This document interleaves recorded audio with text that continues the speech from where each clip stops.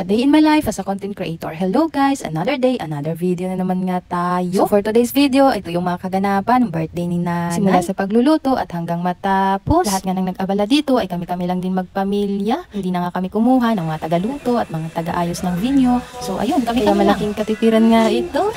Char lang. Tapos dito nga kung makikita nyo, ayan si Nanay. Nanonood siya sa mga nagluluto kahit hindi niya nakikita. Char lang. Dahil malabo na nga ang kanyang mata.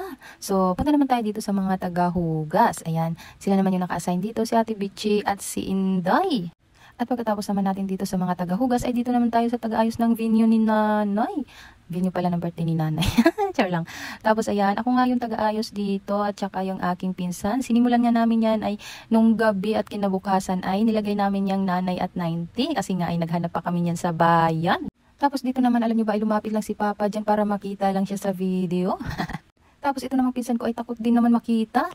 Tapos dito naman nga itong pamangkin ko ang nakatuka naman dito. Ayan, tapos si Mama at si Ate. Tapos ayan na yung naayos namin na lamesa. Tapos inilagay na yung mga pagkain dyan. Tapos ayan, sila naman yung naglagay dyan. Tapos ito na yung nasa harapan at yan na yung cake na pinagawa ko. Tapos dito naman ito na yung time ng service niya.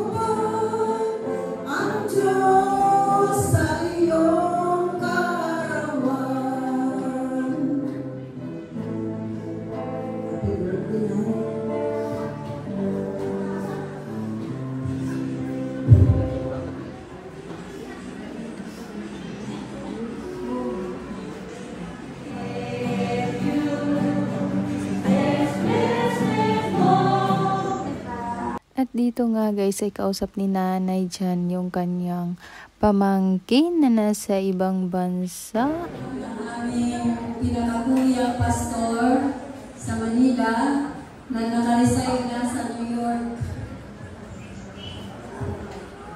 Siya yung tumawag.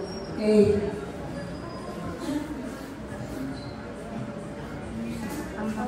Nagpasalamat ko sa Panginoon sa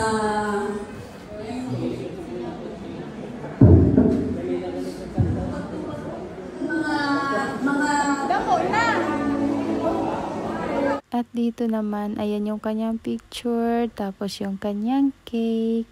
Tapos yung kanyang kapatid, ayan, picture nilang dalawa. Tapos yung kanyang mga anak. Yun lang, the end of the story. Maraming salamat sa panonood. Bye!